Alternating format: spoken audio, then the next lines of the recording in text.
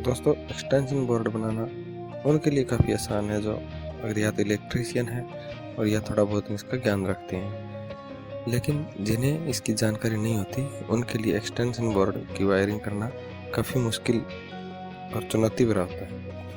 आज हम 2 सॉकेट और 1 स्विच वाले बिजली बोर्ड की वायरिंग करना सीखेंगे। अगर आपने ध्यान से इस वीडियो को पूरा देख लिया तो मुझे पक्का भरोसा है कि इसके बाद सभी तरह के एक्सटेंशन बोर्ड आप बना सकते हैं। आप मेरे हाथ में ये माइका का 2+1 का गैंग बॉक्स देख रहे हैं, यानी लकड़ी का हो सकता है, ये प्लास्टिक का हो सकता है, इससे कोई फर्क नहीं पड़ता। सबसे पहले इसे ओपन कर लेते हैं। इसके बाद 1 बाय 1 दोनों सॉकेट और स्विच को इसमें फिट कर लेते हैं। सभी नट अच्छी तरह से टाइट कर लेंगे। इसके अलावा आपको एक जानकारी की बात बता देना ज़रूरी है। ये जो आप सॉकेट देख रहे हो, इसकी दोनों पिन या कहे तो दोनों टांगें हिल रही है। कुछ लोग इन्हें हिलती देखकर सोचते हैं कि ये ख़राब है, हालांकि ये ख़राब नहीं होती, इनका हिलना ज़रूरी है। वरना ये जो आप 2 पिन सॉकेट देख रहे हैं ना, इसकी दोनों टांगें भी पूरी तरह से फिक्स है और टाइट है। तो अगर ये भी टाइट है और वो भी टाइट होगी तो ये फिर आपस में सेट नहीं होगा, एडजस्ट नहीं होगा, ये टूट जाएगा, निश्चित ही टूट जाएगा। इसलिए इन्हें हिलती देखकर ये ना टेंशन ना ले, ये ना सोचें कि ये ख़राब है, ये बिल्कुल सही है। अब देखो, जैसे ही इस 2 पिन सॉकेट को मैं इसमें सॉकेट में डाल रहा हूँ तो ये अपने आप इसकी दोनों पिन है जो सॉकेट की, ये फीमेल पिन है, इसे अपने हिसाब से एडजस्ट कर लिया है। अब बात करते हैं कनेक्शन की। तो सबसे पहले हम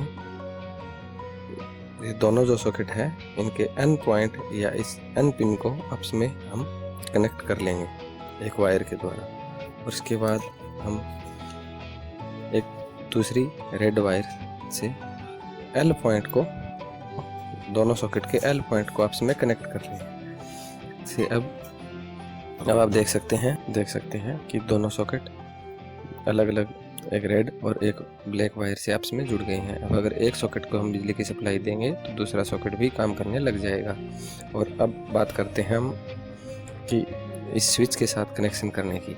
तो इस स्विच के 2 पिन आपको दिख रही है, तो एक छोटे से वायर की मदद से इस स्विच के एक पॉइंट को इस सॉकेट के जहां हमने रेड वायर जोड़ा हुआ है, इस रेड वायर के या एल पॉइंट को हमने जोड़ दिया है।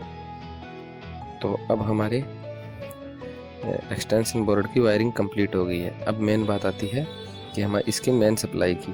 तो अब मेन सप्लाई जोड़ने के लिए हम 2 तार के छोटे छोटे टुकड़े ले लेते हैं। अगर आपको ज़रूरत है तो आप ज़्यादा लंबा बड़ा तार ले सकते हैं, मुझे फ़िलहाल इतने ही तार की ज़रूरत है।